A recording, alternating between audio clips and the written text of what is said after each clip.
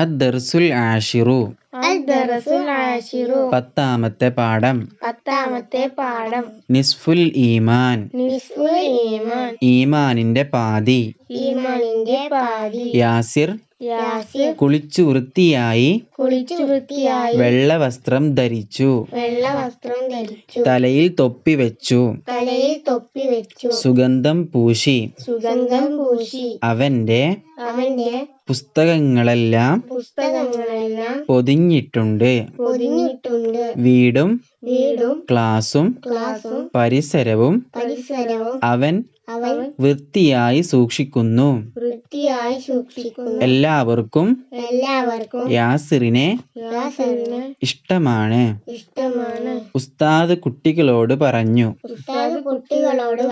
ശുചിത്വം ഈമാനിന്റെ പകുതിയാണ് വൃത്തിയും ശുദ്ധിയും പാലിക്കുന്നവരെ അല്ലാഹു തആല ഇഷ്ടപ്പെടുന്നു ഇവരാണ് സത്യവിശ്വാസികൾ നിസ്കാരം ശരിയാവാൻ വൃത്തിയും ശുദ്ധിയും വേണം ശരീരത്തിന് ശുദ്ധിയുണ്ടായാൽ മനസ്സും ശുദ്ധിയാകും യാസിറിനെ നോക്കൂ എന്തൊരു ഭംഗി എല്ലാവരും അവനെ പോലെയാകണം പല്ലു തേക്കണം കുളിക്കണം സുഗന്ധം പൂശണം നഖവും മുടിയും കൃത്യമായി വെട്ടണം ശരീരവും വസ്ത്രവും മലിനമാക്കരുത് ബാഗും പുസ്തകങ്ങളും അഴുക്കാവാതെ സൂക്ഷിക്കണം വീടും ക്ലാസും പരിസരങ്ങളും ശുചീകരിക്കണം എന്നാൽ നമ്മെ എല്ലാവരും ഇഷ്ടപ്പെടും അല്ലാഹു തആല നമ്മെ ശുചിത്വമുള്ളവരിൽ പെടുത്തട്ടെ ആമീൻ വല്ലാഹു യുഹിബ്ബുൽ മുത്തഹിരീൻ അല്ലാഹു വൃത്തിയുള്ളവരെ ഇഷ്ടപ്പെടുന്നു. ഇനി നമ്മൾ പറയുന്നത് തദ്രീബാത്തിലെ നഖറഉ വനഫ്ഹമു, നമുക്ക് വായിക്കാം, മനസ്സിലാക്കാം. ഈമാൻ സത്യവിശ്വാസം, മുഅ്മിൻ സത്യവിശ്വാസി, ത്വഹൂർ ശുദ്ധി, നിസ്ഫുൽ ഈമാൻ ഈമാനിൻ്റെ പകുതി, ഇത്ർ സുഗന്ധം, കിതാബ് പുസ്തകം, അബ്ദുല്ല അള്ളാഹുവിൻ്റെ അടിമ.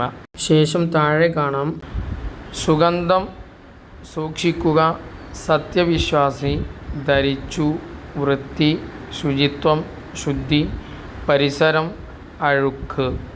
ഇതൊക്കെ അതിനപ്പുറത്തേക്കുള്ള കള്ളിയിലേക്ക് നോക്കി പകർത്തി എഴുതുക. ഇനി നമ്മൾ പറയുന്നത് നംല ഉൽ ഫറാഗ്, വിട്ട ഭാഗം പൂരിപ്പിക്കുക. വൃത്തി ഈമാനിൻ്റെ പകുതിയാണ്. വൃത്തിയുള്ളവരെ എല്ലാവരും ഇഷ്ടപ്പെടുന്നു. നിസ്കാരം ശരിയാവാൻ വൃത്തിയും ശുദ്ധിയും വേണം. പുസ്തകങ്ങൾ അഴുക്ക് ആകാതെ സൂക്ഷിക്കണം. നഖവും മുടിയും കൃത്യമായി മുറിക്കണം. അടുത്തത് നംല ഉ, നമുക്ക് പൂരിപ്പിക്കാം. പഠനോപകരണങ്ങൾ എന്നുള്ളൊരു ഹെഡിങ് കാണാം. അതിന് താഴെ പുസ്തകം എന്ന് ഒരു ഉപകരണത്തിന്റെ പേര് കൊടുത്തിട്ടുണ്ട്. ശേഷം നമുക്ക് കുറച്ച് പേരുകൾ കൂടി കൊടുക്കാം. 2 slate, 3 pen, 4 pencil, 5 mica rubber, 6 scale. ഇനി നുജീബ്, താഴെ കാണുന്ന 2 ചോദ്യങ്ങൾക്ക് ഉത്തരം എഴുതാനാണ്. 1. യാസിറിനെ എല്ലാവരും ഇഷ്ടപ്പെടുന്നു, കാരണമെന്ത്? ഉത്തരം: തലയിൽ തൊപ്പി വെച്ച് നല്ല വൃത്തിയുള്ള വസ്ത്രങ്ങൾ ധരിച്ച് നടക്കുന്നതുകൊണ്ടും വീടും ക്ലാസും പരിസരവും വൃത്തിയായി സൂക്ഷിക്കുന്നതുകൊണ്ടും. ചോദ്യം 2. വൃത്തിയുള്ളവരാവാൻ നാം എന്തെല്ലാം ചെയ്യണം? ഉത്തരം: പല്ലു തേക്കണം, കുളിക്കണം, നഖവും മുടിയും കൃത്യമായി മുറിക്കണം, സുഗന്ധം പൂശണം, ശരീരവും വസ്ത്രവും മലിനമാക്കരുത്,